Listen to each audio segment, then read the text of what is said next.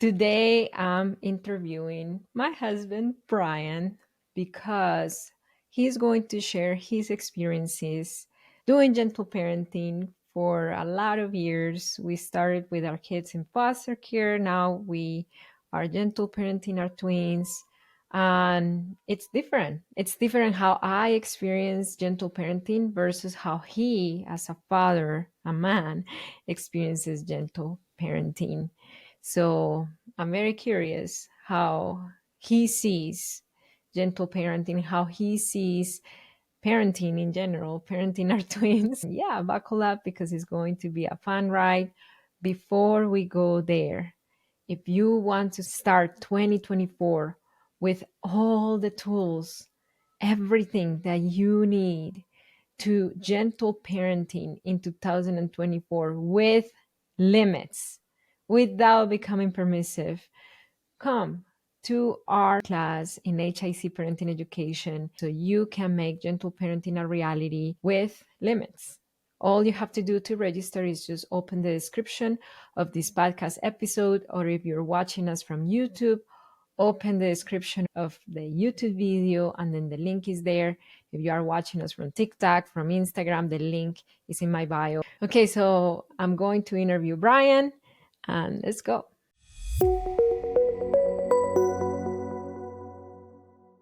Hello. Hey, how's it going? Hey, everybody. We are doing a TikTok live right now, so Yeah. he's saying hi to everybody. And this is the first time after 2 years podcasting here in the Parenting with Understanding podcast that I have my husband. I've interviewed a lot of people. hmm Your first time Yeah. here. Yeah. I'm more of a behind the scenes guy, How do you feel being? but I'm more a behind the scenes guy, but I'm good. Okay.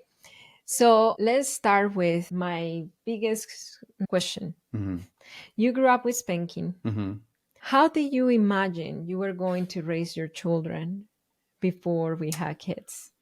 I think that started when we were doing foster care. A lot of how we did foster care shaped, I think, maybe even the gentle parenting, because with foster care, you can't spank kiddos in foster care, right? And we did that for several years. I don't know if I thought about it. I probably thought that I was spanked, I'm going to spank too. And I was like in my head, oh, I turned out okay, but did I really? So I don't know if I really thought much about it until we started doing foster care. And then there's certain boundaries you have with that. We were kind of catapulted into gentle parenting in a way through that. And we saw great results, how we handled the behaviors with our kiddos and therapeutic foster care. It wasn't just foster care, it was high behaviors, like the toughest kiddos with mental diagnosis, you name it, we saw it and we saw great results. So I think I was like, we need to do this with our bio kids too. Mm-hmm. Yeah. Mm-hmm. So you said that you kind of stumbled upon gentle parenting. Is that what you're saying? Yeah. And what solidified your, okay, this is something that I want to do with my bio kids when I have bio kids? Well, I think a few things that how we saw the positive results with the kiddos we worked with in foster care. We saw really good results there by using a lot of gentle parenting techniques. And also, even as a school counselor, I'm a school counselor. So I work with kiddos from kinder to eighth grade. And I think I've been doing that for so many years, it just comes natural. So it's almost like it was a transfer, because how I deal with the kids at school when there are behaviors or teachers having a hard time with a student's behavior, you don't go into the class and pull them out and abuse them or spank them, or no, it's a different approach. So I think I've kind of been shaped with gentle parenting in other areas of my life, and it just is an easy transfer when we start raising Santi and Miguel. Yeah. Many fathers in my account, and even among our clients in HIC parenting, they have a fear. And the fear is that they need to toughen up their children. And if they don't show them that the world is not always going to regulate with them and talk about emotions and quote unquote coddle them and their emotions, then they're not going to be strong individuals. Do you have that fear No, starting gentle parenting? no, because actually the opposite. I teach as a father, I teach them to identify their emotions, to verbalize what they're feeling. And that takes a strong person to do that. I mean, if you're kind of overpowering the kid and they're suppressing how they're feeling or they have fear of expressing their emotions, I mean, that's worse, in my opinion. So, That's weak. yeah, yeah. So it actually takes a strong person to be able to say, hey, this is how I'm feeling. I'm feeling upset right now. What can I do with that feeling? I can talk about it. I can take a break. I can use some cool down time, having tools in their tool belt to manage their emotions. So I'm actually empowering them as a Mm. father to identify how they're feeling, verbalize it. Let's say they're in this situation and they're uncomfortable. I teach my boys to be able to express themselves. And so that actually takes strength to do that. So there's misconception of, oh yeah, they're going to turn out weak. No, not at all. They're actually going to turn out strong because my job, I'm not raising boys, I'm raising them to be men. So to be men to express themselves, to stand up for themselves, to identify feelings, to own their feelings, to know how to navigate through those, to navigate through life. So, yeah. Mm. In HIC parenting, we work with so many fathers who have no idea how to express their emotions and who have a really hard time connecting with their kids when their kids are dysregulated or in their chaos.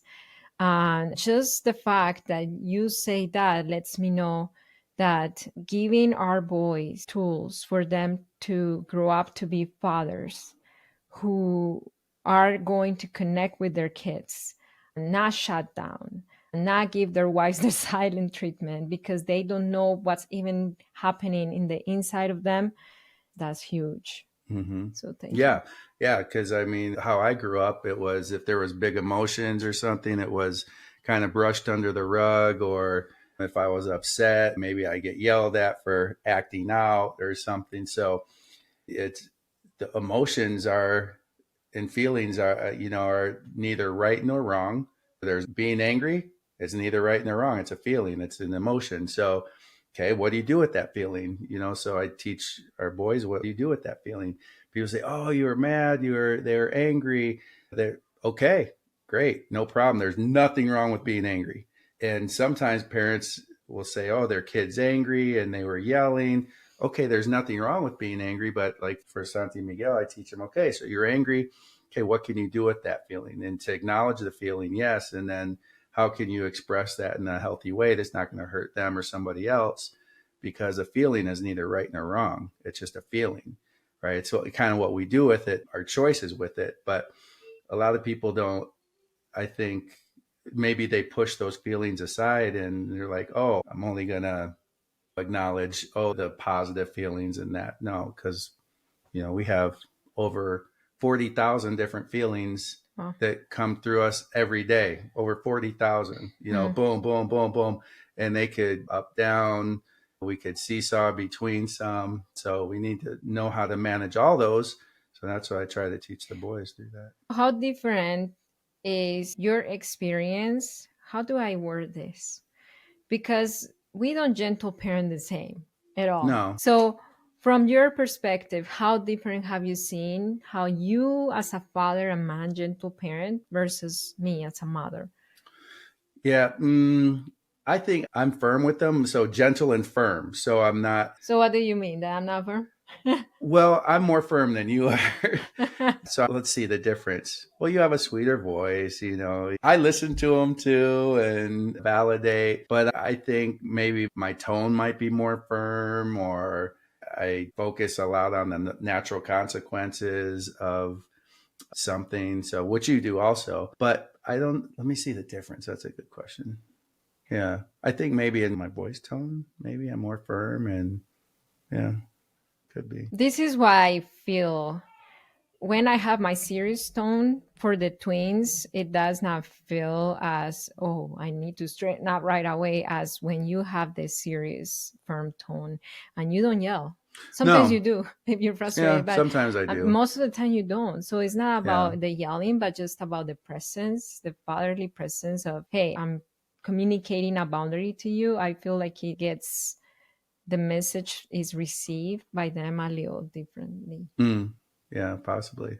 Yeah. Yeah, no, I'm not a yeller, but yeah, sometimes I think that's one of my struggles is managing, and maybe with anyone, just managing our own emotions and knowing that a lot of times the behaviors aren't about us, but so I got to make sure I'm taking care of myself so that I can best take care of the boys' needs too. Hmm. Yeah. If you were to give a message to a father who is listening right now to this episode, what would you say to that father? Let's just imagine father at the other side of Yeah. this screen. Well, I think our goal as fathers are try to raise our kids to be either young men if you're raising boys or young women if you're raising girls. And I think that's our goal. And we want to do that the best way. So, how can you do that? So, you want to have your kiddos be emotionally intelligent. And so, how can you do that to support them in all areas of their life? I think as fathers, sometimes there's this thing where provide and protect, which is we provide financially and we want to protect our families. And providing is not only like financially, but it's providing skills with emotional intelligence, with how making good choices. So I would say the biggest thing is to help your kiddos tap into their emotions, to identify them, to recognize them, what to do with them when they have them, so they can be well rounded individuals. I think that's the biggest thing. Yeah. And I think the biggest thing, like I said, as a father, just a misconception of gentle parenting. Gentle doesn't mean weak at all. I mean, like I said, I'm gentle and firm. So, which is, I think it's a strength because I'm not in my emotions. I'm not yelling at the boys. I'm I think says that's and one of the biggest strengths that I see you have as a father, that you are able to almost separate your own emotions from what's happening in front of you. If they're having a tantrum, a meltdown, sibling conflict, mm-hmm. most of the time you're able to see the behavior separate from, hey, this is what I'm feeling. And Mm-hmm. that's a strength Yeah. because that it allows you to respond more assertively than if you're in your feelings, feeling Yeah. disrespected. That's a big thing. Like, men, they like to feel respected. It's Right. kind of like one of their main needs. Mm-hmm. And a lot of the kids' behavior look disrespectful. Mm-hmm. And I'm not talking about our own twins, I'm talking about kids in Right. general. Like, oh, I'm not going to be disrespected. I'm going to power and control. I'm going to power over you and you're going to submit or you're going to, yeah, that's like a misconception. No, I think, I'm secure enough to know.